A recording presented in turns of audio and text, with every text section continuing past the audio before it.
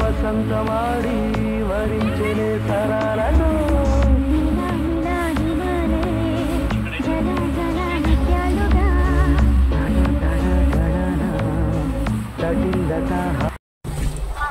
ఈ మెట్లు ఆ మెట్లు కరెక్ట్ అయినాయి. ఈ మెట్లు హైదరాబాద్ రోడ్డుకి వెళ్తే వడవర్ల 8 కిలోమీటర్లు సాధులు ఎక్కువగా నడుస్తారన్నమాట. మనకి రైట్ సైడ్ కన్నీరు కొట్టేట్టు అక్కడ రాళ్ళు కనిపిస్తుంది, చిన్న చిన్న రాళ్ళు కన్నీరు. అది 1984లో తెలుగంగ ప్రాజెక్ట్ ఇక్కడ శంకుస్థాపన చేశారు ఎన్టీ రామారావు టైంలో 1984లో.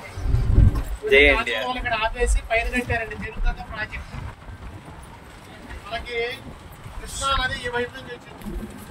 కృష్ణా నది శ్రీశైలం వచ్చే రూట్ ఇదండి. వాటర్ ఇట్లా వచ్చి శ్రీశైలం అక్కడ బోర్డు కనిపిస్తుంది చూడండి, అక్కడ బోర్డు కనిపిస్తుంది రెడ్ కలర్ బోర్డు. ఆ వైపు కిలోమీటర్ ఆగిపోయిందండి ఓన్లీ స్టోరేజ్ వాటర్. అది మనం ఫస్ట్ బోర్డు, మన సెకండ్ బోర్డు. అక్కడి నుంచి 10 నిమిషాలు పైకి నడుస్తాం.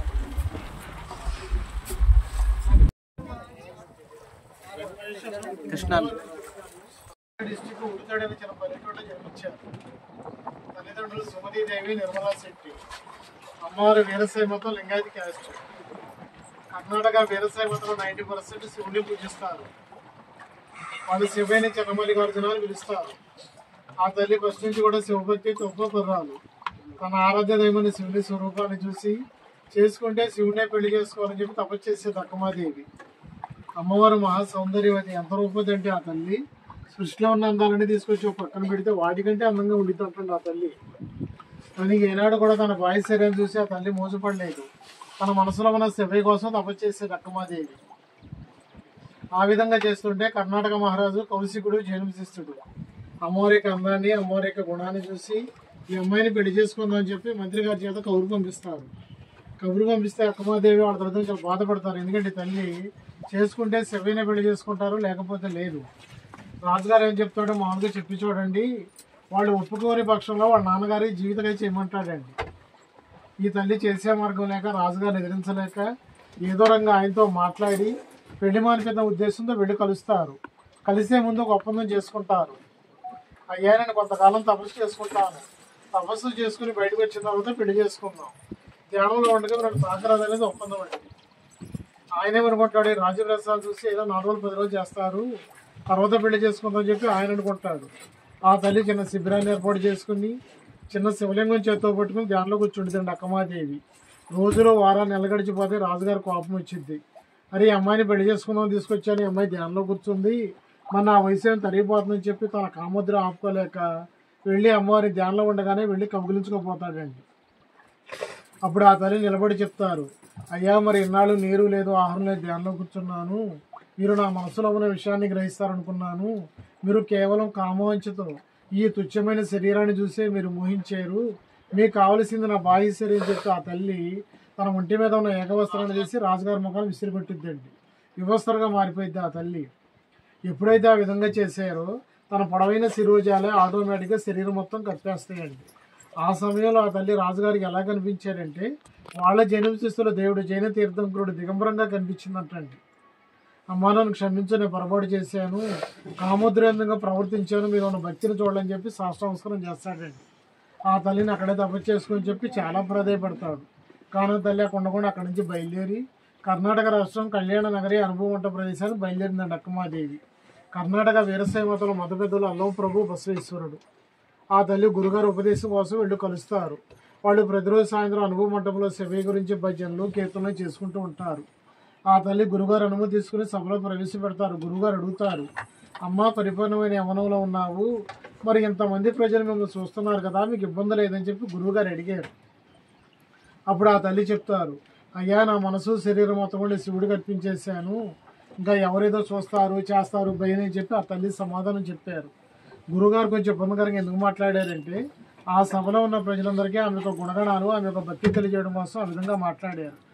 ఆ తల్లి అక్కడే కొంతకాలం తపస్సు చేసుకుని, వాస్తవానికి ఆ తల్లి పేరు మహాదేవి, అందరూ సోదరభావంతో అక్క అక్క అని పిలవడం అక్కమాదేవిగా బిరుదిచ్చి సత్కరించారు.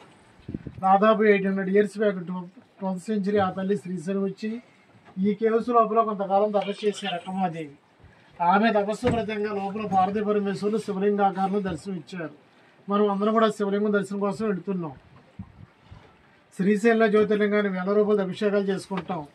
ఆ కేవ్స్ లోపల ఉన్న శివలింగానికి ప్రత్యేకంగా ఎవరు అభిషేకాలు చేయరు, ఎందుకంటే నిత్యం కూడా అభిషేకం జరుగుతూనే ఉంటుందండి. ఎక్కడో కొండలు పై నుంచి వచ్చింది వాటర్ డ్రాప్ వాటర్ పడింది శివలింగం మీద, మీరు వెళ్ళినప్పుడు చూడొచ్చు. ఇదివరకు ధారాపాతంగా పడేది వాటర్, ఇప్పుడు వచ్చేసి డ్రాప్ రెడీగా ఉంటుందండి.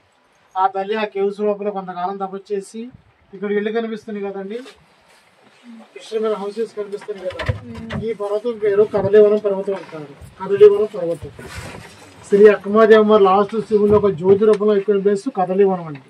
కదలీవనం అంటే దత్తాత్రేయ స్వామి తపస్సు చేసిన ప్లేస్, అక్కడ దత్తపాదుకులు ఉన్నాయి.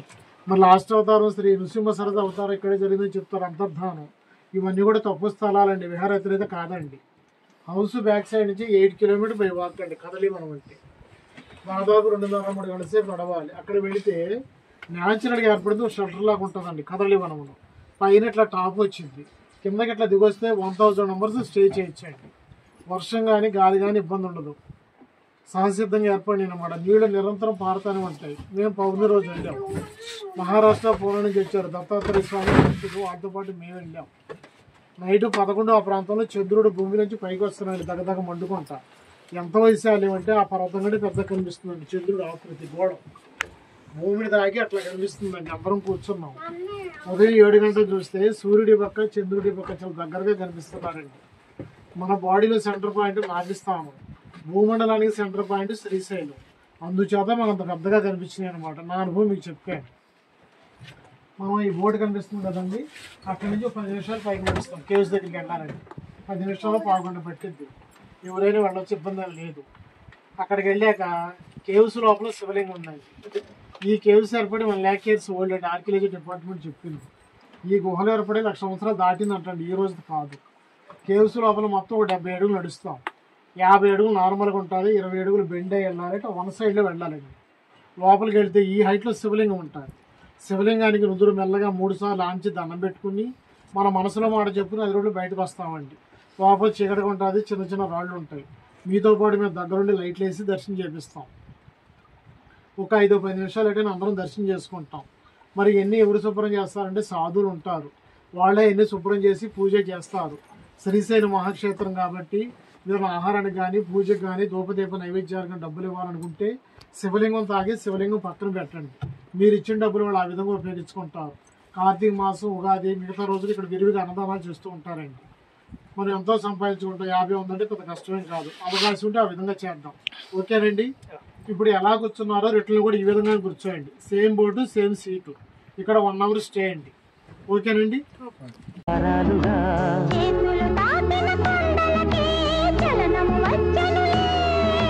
ముందుకు సాగిన ముచ్చటలో మూవలు పలికెనులే.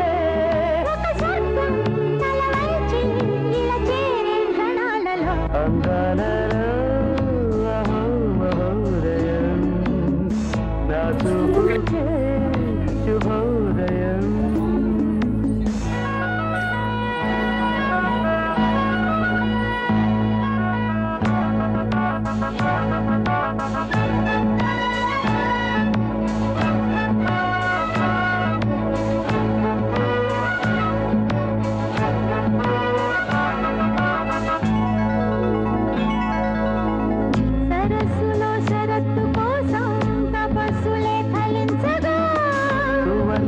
సుగంధమేదు మనస్సుని హరించగా,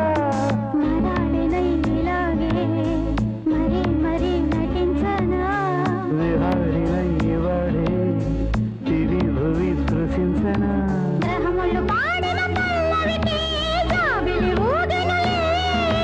కొమ్మలు తాకిన మరికే కోయిల పుట్టెనులే.